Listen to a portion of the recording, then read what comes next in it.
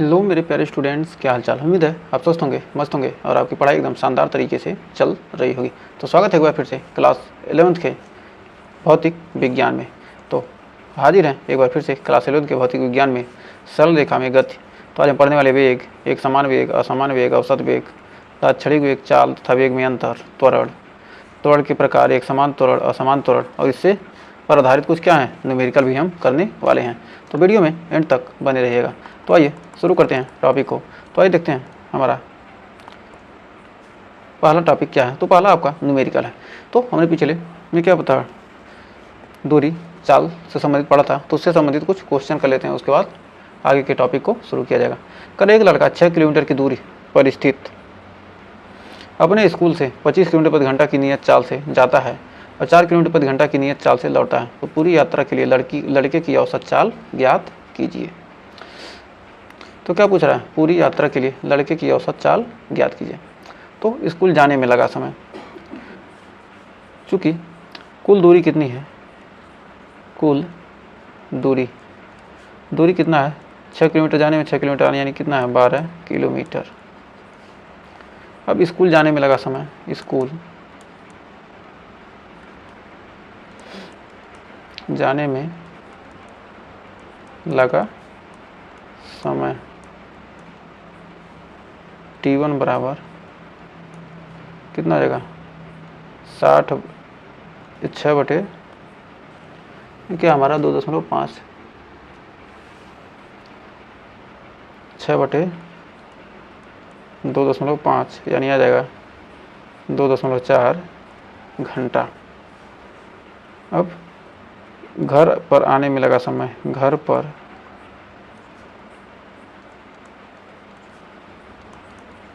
आने में लगा समय, घर पर आने में लगा समय कितना आ जाएगा T2 बराबर कितना हो गया 6 बटे 4 यानी हो जाएगा 1.5 घंटा। तो कुल समय हो जाएगा हमारा, हो जाएगा कुल समय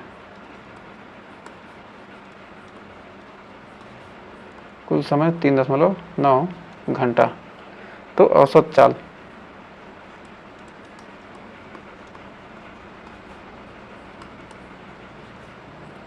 कुल दूरी बटे कुल समय, कुल दूरी कितनी है हमारी, कुल दूरी कितनी है 12 और कुल समय है 3.9 यानी हमारा आ गया 120 बटे 39 यानी आ गया 3.07 किलोमीटर प्रति घंटा। ये हमारा क्या आ गया, आंसर आ गया। तो आइए बढ़ते हैं नेक्स्ट क्वेश्चन की तरफ। तो दूसरा क्वेश्चन क्या करा कि एक मोटर कार कुल दूरी का पहला 1/3 भाग V1 वेग से पार करती है, दूसरा 1/3 भाग V2 वेग से तथा शेष 1/3 भाग V3 इतना वेग से पार करती है। तो मोटर कार की औसत चाल क्या होगी। तो कुल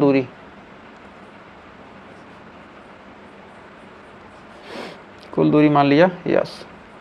तो पहला S/3 भाग, पहला S/3 भाग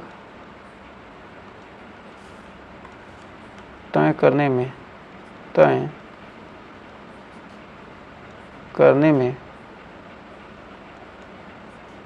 लगा समय, तय करने में लगा समय T1 बराबर S/3 समय पर क्या दूरी बटे चाल, चाल कितना है, पहला है 10 यानी S बटे हो गया 30, दूसरा S/3 भाग तय करने में लगा समय T2 बराबर S/3/20 S/60। तीसरा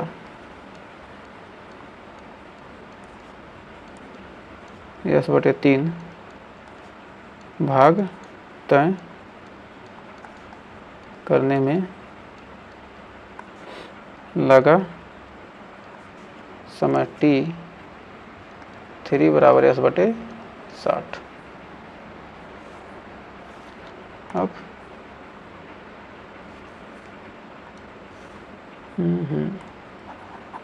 क्या आ जाएगा, यस बटे 3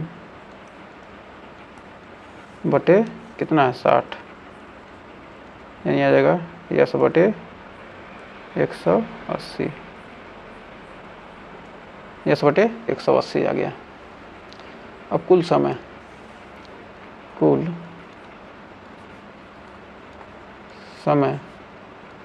t बराबर t1 plus t2 plus t3 yes बटे 30 प्लस यस बटे 60 प्लस यस बटे 180, यानी हो गया 6s। टोटल कैल्शियम लेंगे तो कितना आ जाएगा हमारा, हो जाएगा 180, 3 6 यानी 6 yes plus 36 3s plus yes 6 3 9 1 10 yes बटे 180, यानी t बराबर आ गया 10 यस बटे 180। अब औसत चाल,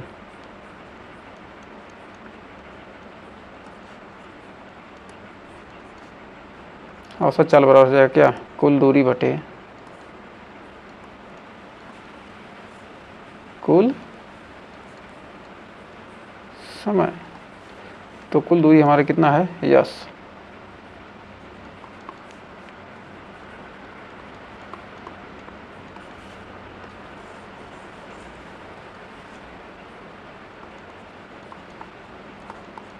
कुल दूरी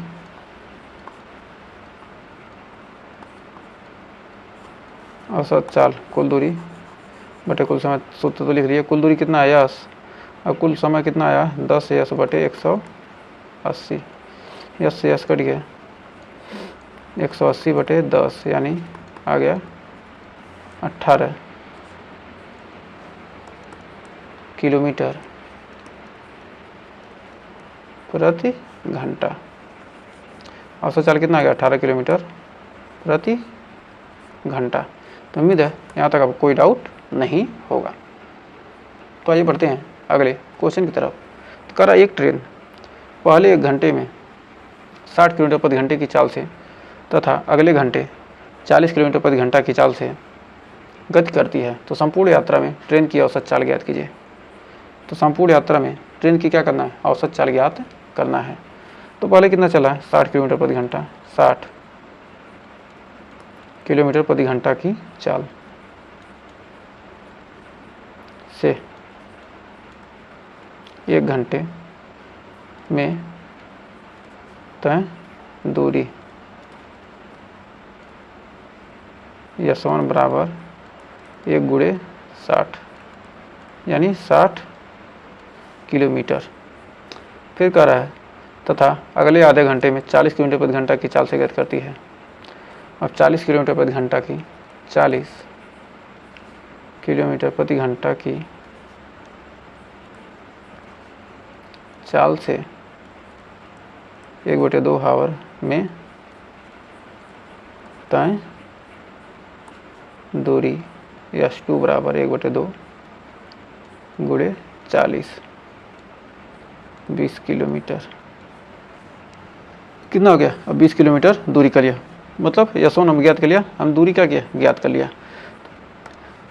तो यहाँ पर कुल दूरी हमको मिल गई, कुल दूरी यस1 प्लस यस2 60 प्लस 20 80 किलोमीटर। तो हमको 80 किलोमीटर क्या हो गई, हमको कुल दूरी क्या हो गई, मिल गई।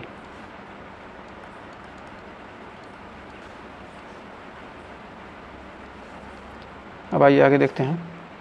अब कुल दूरी मिल गई, तो अब हमको समय समय कितना है t1 प्लस t2, पहले 1 घंटा है फिर आधा घंटा, यानी 3/2 घंटा। तो औसत चाल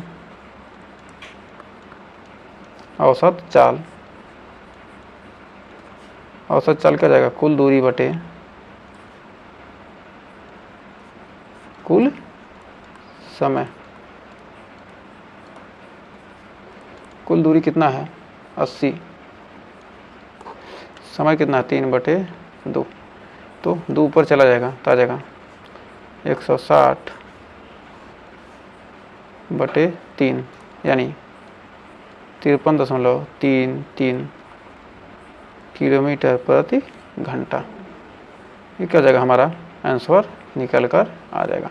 तो उम्मीद है यहाँ तक आपको कोई डाउट नहीं होगा, तो आसानी से आप निकाल लिए होंगे।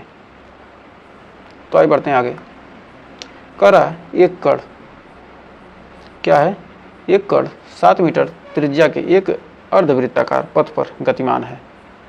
तो कण द्वारा अर्धवृत्ताकार पथ को पूरा करने में इसके द्वारा चली गई दूरी तथा विस्थापन की गणना कीजिए। तो क्या है, अर्धवृत्ताकार पथ में क्या है, ये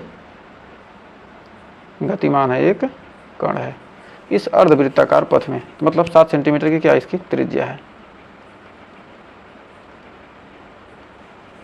7 सेंटीमीटर का ना 7 मीटर की क्या इसकी त्रिज्या है। तो वृत्त की परिधि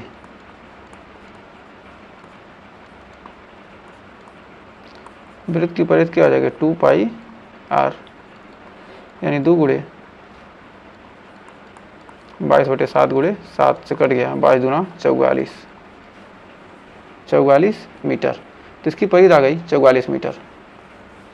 तो हमारा अर्धवृत्ताकार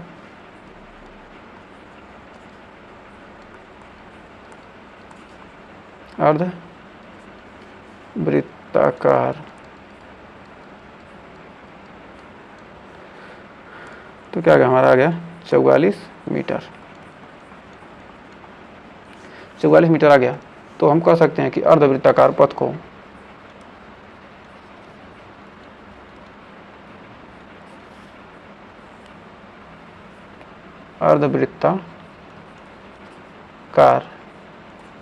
पथ को पूरा करने में चली दूरी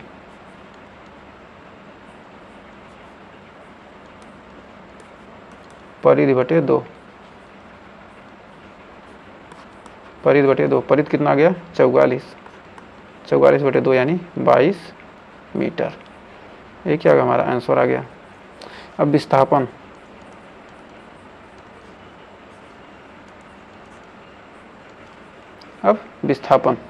विस्थापन कितना आ जाएगा, तो अर्धवृत्ताकार चली गई दूरी कितना आ जाएगा, हमारा विस्थापन क्या होगा, यहाँ से, अब यहाँ से क्या होगा, यहाँ तक कितना दूरी जाएगा, हमारा 14 मीटर। तो हमारा विस्थापन क्या जाएगा 14 मीटर। तो उम्मीद है यहाँ तक आपको कोई डाउट नहीं होगा। तो आइए बढ़ते हैं आगे, देखते हैं अगला हमारा परिभाषा है वेग। वेग किसे कहते हैं, जैसे हमारा क्या था, चाल था, उसी तरह क्या है वेग। इसमें सिर्फ क्या आ जाएगा, हमारा विस्थापन आ जाएगा। तो हम लिख सकते हैं कि एकांक समय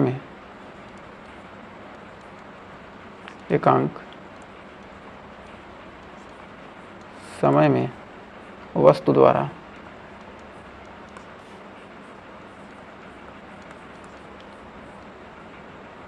तय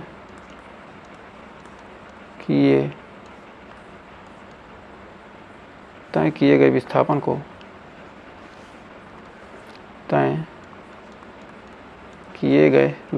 को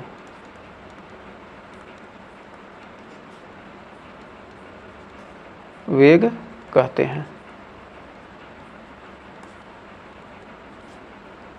या समय के सापेक्ष विस्थापन परिवर्तन की दर को क्या कहते हैं, वेग कहते हैं। समय के सापेक्ष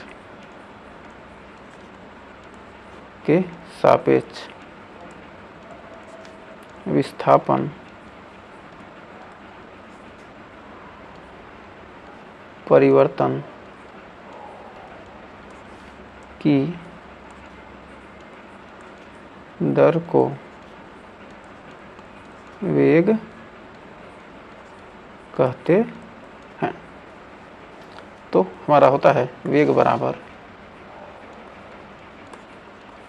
विस्थापन बटे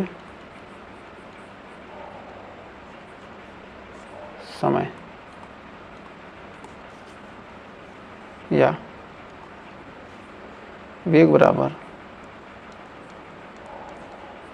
विस्थापन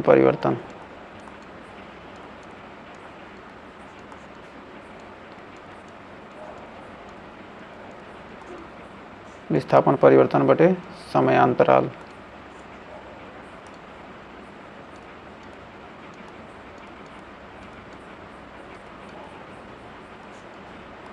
विस्थापन परिवर्तन बटे समयांतराल। तो उम्मीद है यहाँ तक आपको कोई डाउट नहीं होगा और अच्छे से क्लियर हो गया होगा। तो आइए बढ़ते हैं आगे। जो हमारा वेग का मात्रक क्या होता है, मात्रक, इसका मात्रक होता है हमारा मीटर प्रति सेकंड। यह क्या है, एसआई मात्रक है और इसकी बीमा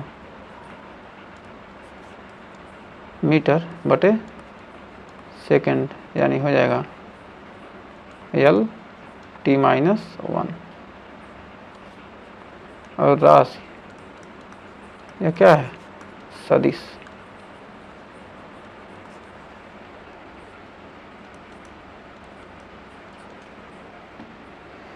और वेग हमारा क्या होता है, दो प्रकार के होते हैं। वेग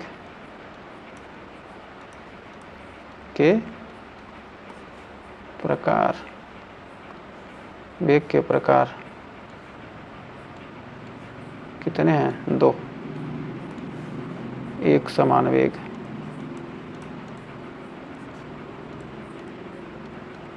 एक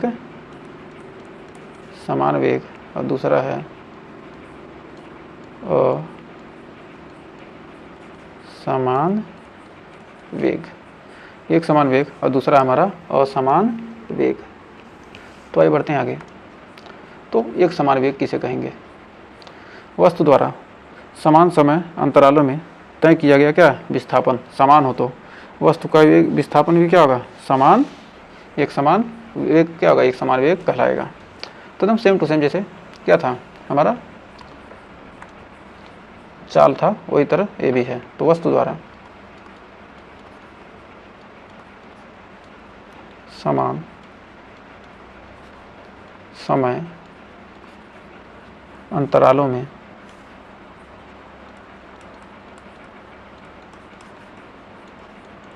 समान समय अंतरालों में तय किया गया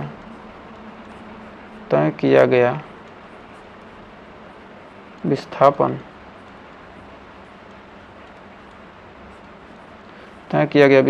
समान हो तो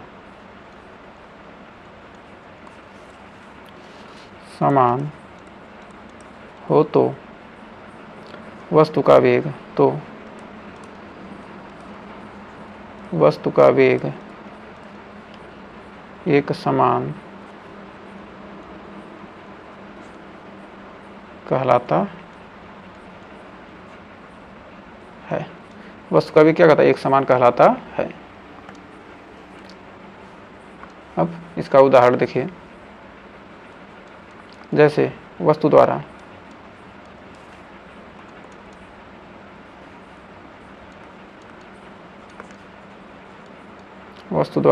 पहले 1 आवर में तय विस्थापन कितना है, 30 किलोमीटर। फिर वस्तु द्वारा दूसरे 1 घंटे में तय विस्थापन भी क्या हो, 30 किलोमीटर हो पुनः। वस्तु द्वारा तीसरे एक घंटे में तय विस्थापन 30 किलोमीटर हो। मतलब क्या समान समय में क्या हो विस्थापन 1 घंटे में, हर घंटे क्या हो बराबर ही दूरी क्या है बराबर ही विस्थापन क्या करें तय करें, तो इसे क्या कहेंगे हम एक समान वेग कहेंगे। अब हमारा है असमान वेग। वस्तु द्वारा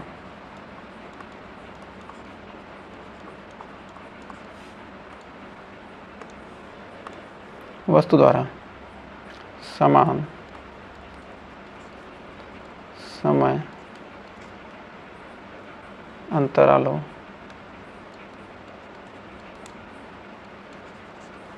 समय अंतरालों में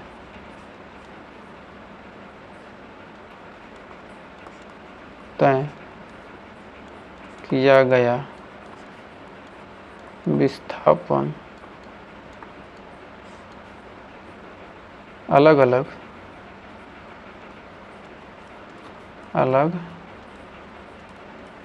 अलग यानी कि असमान हो तो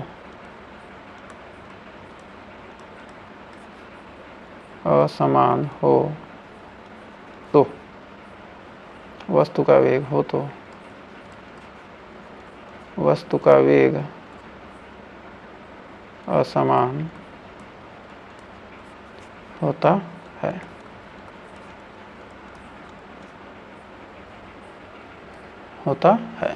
तो एग्जाम्पल में लिख सकते हैं वस्तु द्वारा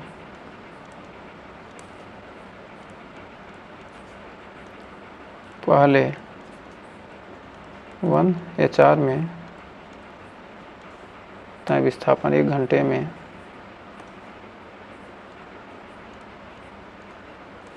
तय विस्थापन 30 किलोमीटर 20 किलोमीटर है और वस्तु द्वारा दूसरे घंटे में तय विस्थापन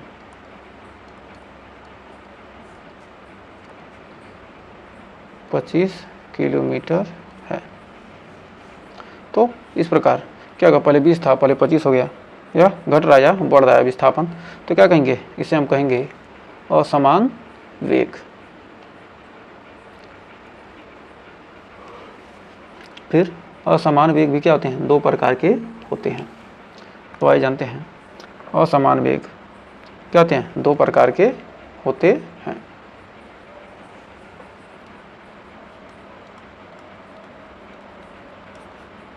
असमान वेग कितने प्रकार के 2। पहला है औसत वेग,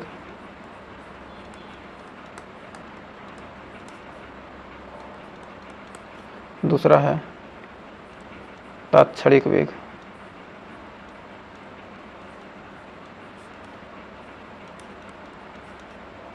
तो हमारा पहला है औसत वेग।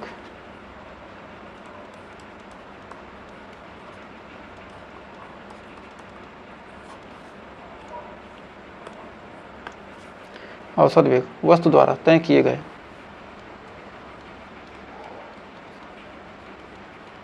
कुल विस्थापन और कुल समय के अनुपात को क्या कहते हैं औसत वेग कहते हैं। वस्तु द्वारा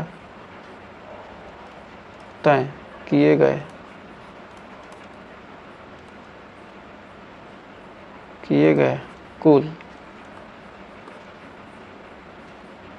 कुल विस्थापन और कुल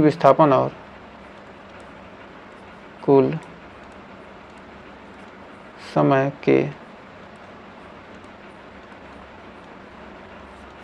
अनुपात को औसत वेग कहते हैं।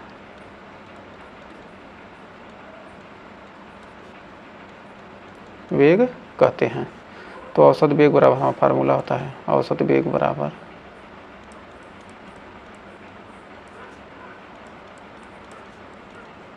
तय किया गया कुल विस्थापन, तय किया गया कुल विस्थापन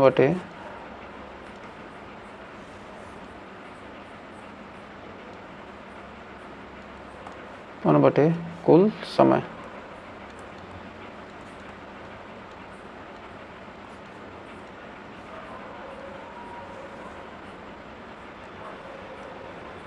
कुल समय। अब तात्क्षणिक वेग,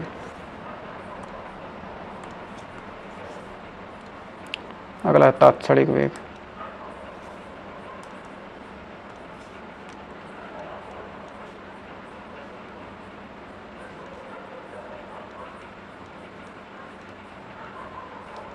क्षणिक वेग किसी क्षण विशेष पर किसी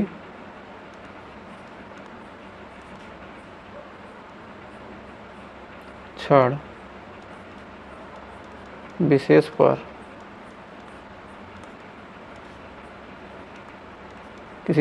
पर वस्तु के वेग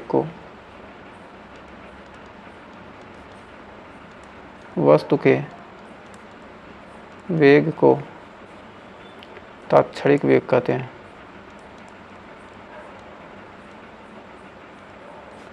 क्षणिक वेग कहते हैं। वस्तु के वेग को क्या कहते हैं? तात्क्षणिक वेग कहते हैं। तो उम्मीद है यहाँ तक आपको कोई डाउट नहीं होगा। तो आइए बढ़ते हैं आगे। कह रहा एक कार शहर ए से शहर बी तक 40 किलोमीटर प्रति घंटा की चाल से जाती है। 40 किलोमीटर प्रति घंटा की चाल से क्या जाती है तथा शहर बी से शहर ए तक वापस 60 किलोमीटर प्रति घंटा की चाल से लौटती है। तो संपूर्ण यात्रा के लिए कार की औसत चाल ज्ञात कीजिए तथा औसत वेग भी बताइए। तो ए से बी तक जा रही है, ए से बी तक जा रही है, ए से बी तक 40 किलोमीटर प्रति घंटा, ए से बी तक गई। फिर बी से ए तक 60 किलोमीटर प्रति घंटा से वापस आ गई और कुल दूरी हम मान लेते हैं x है। तो ए व बी के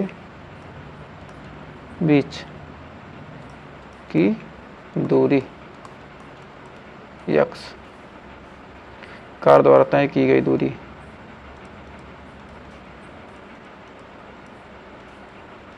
तय की गई दूरी 2x।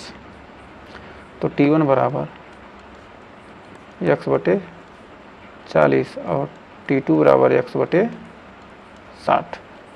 कितना हो गया? t1 40 से जा रही है, 60 से जा रही है, क्या हो गया? t1 बराबर x बटे 40 और t2 बराबर क्या? x बटे 60। कुल समय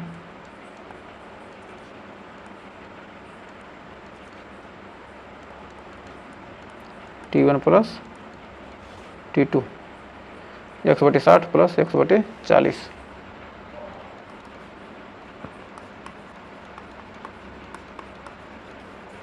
60 दूना 120, 60 दूना 4 तिहाई 5x बटे 120। t बराबर x बटे 24, x बटे 24। अब औसत चाल निकालना है, औसत चाल।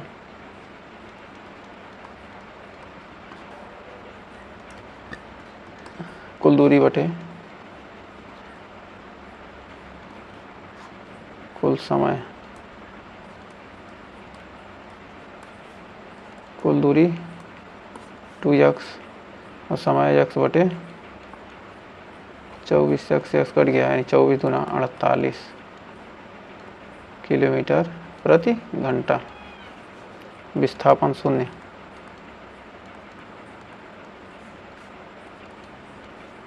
तो औसत वेग भी क्या हो गया, शून्य। औसत वेग शून्य। यहाँ पर क्या दिया है, कह रहा है ए से बी तक जाती है, फिर बी से क्या हो गया, वापस चली जाती है। तो संपूर्ण यात्रा के लिए औसत चाल तथा जहाँ से गई वहीं से वहीं फिर पहुँचे, क्या हो गया, विस्थापन शून्य हो गया। और हमारा जो औसत वेग था वो भी, औसत वेग भी क्या हो गया हमारा, शून्य हो गया। अब चाल तथा वेग में अंतर आइए देखते हैं। चाल तथा वेग में अंतर, तो हम जानते हैं एकांक समय में चाल बराबर होता है क्या, एकांक समय में वस्तु द्वारा तय की गई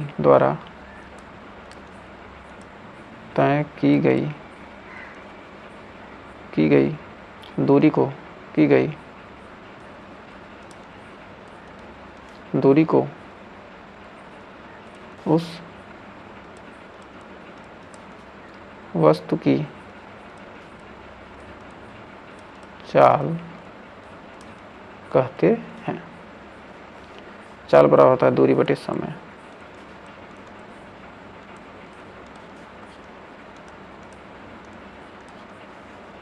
फिर करा एकांक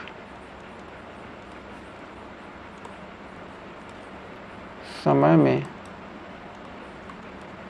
वस्तु द्वारा तय विस्थापन को तय किए गए विस्थापन को उस वस्तु की का वेग कहते हैं। वेग बराबर विस्थापन बटे समय।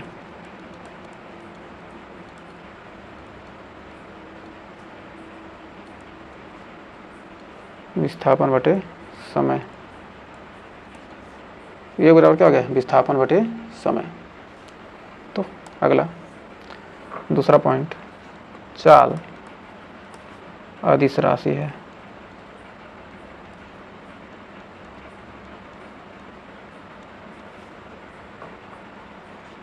वेग सदिश राशि है। तीसरा, चाल धनात्मक होती है।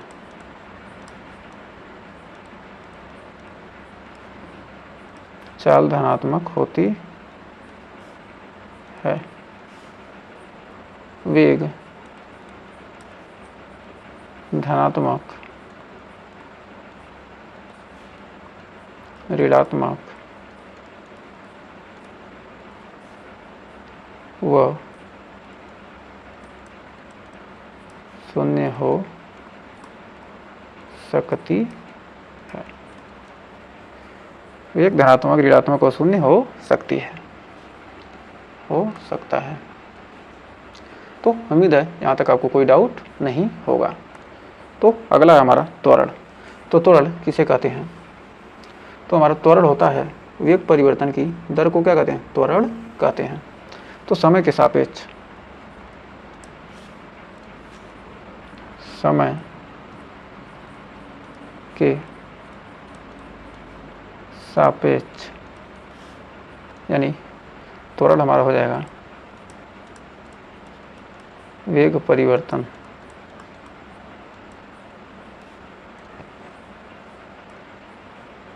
वेग परिवर्तन बटे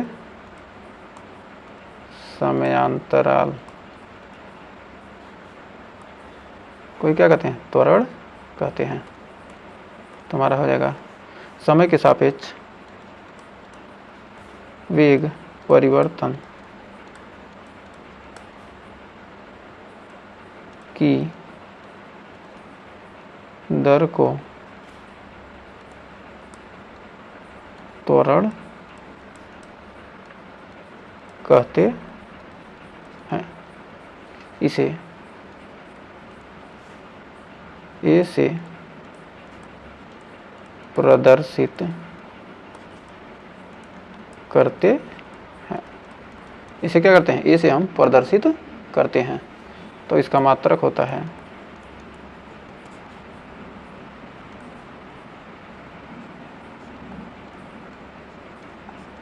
बटे सेकंड यानी मीटर प्रति सेकंड स्क्वायर, SI मात्रक। फिर या हो जाएगा सेंटीमीटर प्रति सेकंड स्क्वायर,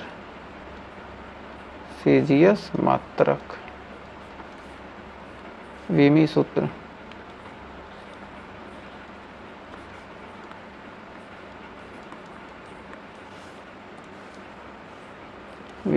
हो जाएगा L बटे T का पावर 2 LT माइनस 2 या LT माइनस 1/T बराबर LT माइनस 2। राशि सदिश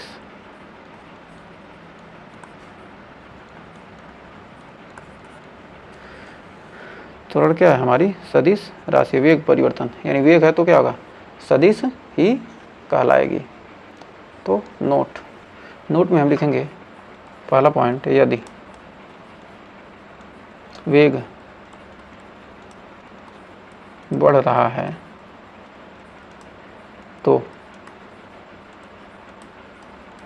त्वरण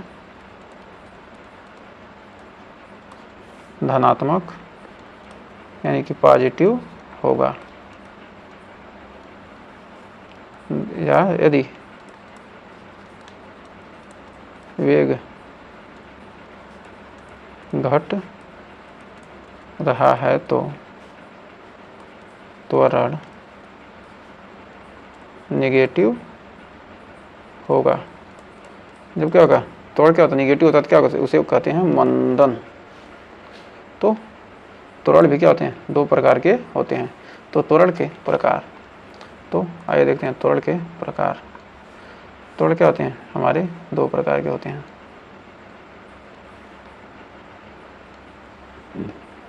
त्वरण कितने प्रकार के होते हैं, दो प्रकार के होते हैं। तो पहला है एक समान त्वरण, एक समान त्वरण। दूसरा है असमान त्वरण।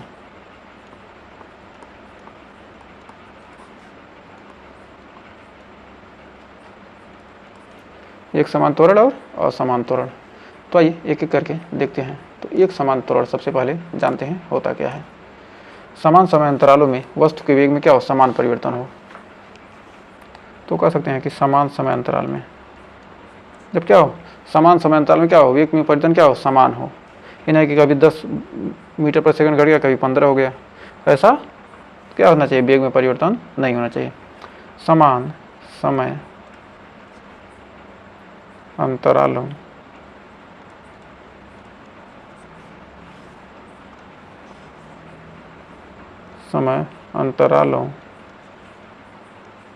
में वस्तु के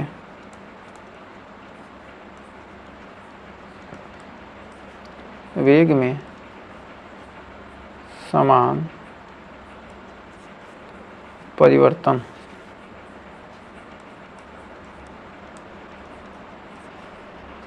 वृद्धि या समान वृद्धि या कमी, समान वृद्धि या कमी हो तो त्वरण एक समान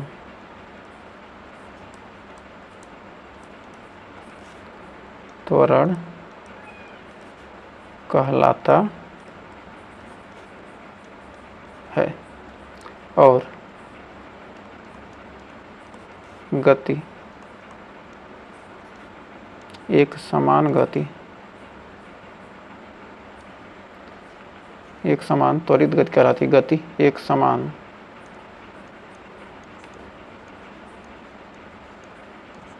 त्वरित गति कहलाती है। तो क्या क्या त्वरण क्या होगा, एक समान त्वरण, और जो गति होगी एक समान त्वरित गति कहलाती है। मतलब एक समान त्वरण से क्या रहेगा, वो गति हो रही है। तो समान समय अंतराल में अगला है समान समयांतराल में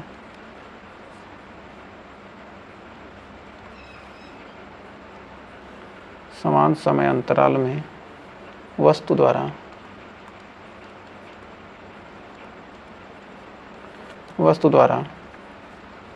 वस्तु के वेग में समान समय अंतराल में वस्तु के वेग में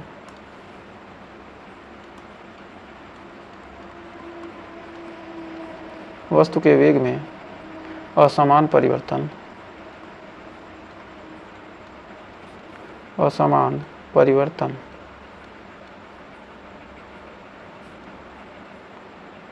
यानी कि भिन्न भिन्न वृद्धि या कमी, भिन्न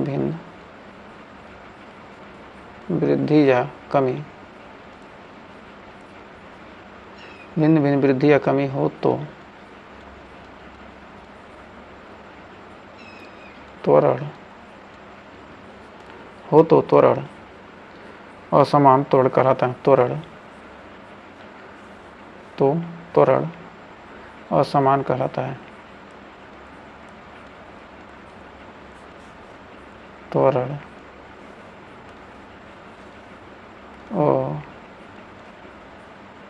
असमान त्वरण कहलाता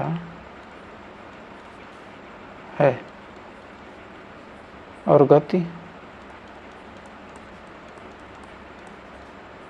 असमान त्वरित गति कहलाती है। असमान त्वरित गति कहलाती है। जो गति होती है क्या, असमान त्वरित गति कहलाती है। तो उम्मीद है यहाँ तक आपको कोई डाउट नहीं होगा। तो असमान त्वरण भी क्या होते हैं, दो प्रकार के होते हैं। असमान त्वरण ये भी क्या होते हैं, दो प्रकार के होते हैं। जो असमान त्वरण होते हैं क्या, दो प्रकार के होते हैं। पहला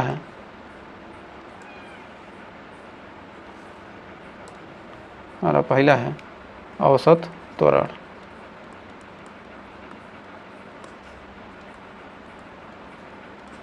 दूसरा तात्क्षणिक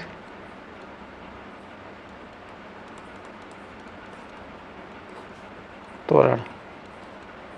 क्या है, तात्क्षणिक त्वरण। तो आइए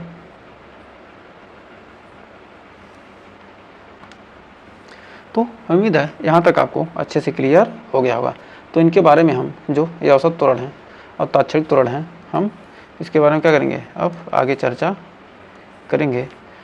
इसके बाद हम पढ़ने वाले हैं गति के समीकरण। उसके बाद हम इस दोनों के बारे में क्या करेंगे, हम चर्चा करेंगे। तो तात्क्षणिक त्वरण के बारे में तो कर रहा है, एक कण आध त्रिज्या के वृत्तीय पथ पर गति कर रहा है। एक पूरे चक्कर में कण का विस्थापन होगा। तो इसमें से कौन सा होगा, इसका आंसर क्या करना आपको कमेंट बॉक्स में, आपका ये होमवर्क है। फिर अगला है, एक कार 5 मिनट में 30 किलोमीटर प्रति घंटा की दर से चलती है तथा 10 मिनट में 40 किलोमीटर प्रति घंटा की दर से चलती है। तो गणना कीजिए कार द्वारा चली गई कुल दूरी तथा कार की औसत चाल। इसको क्या करना है आपको, HW है आपका, क्या करना है आपको, इसको हल करके लाना है। ये आपका क्या है, HW है।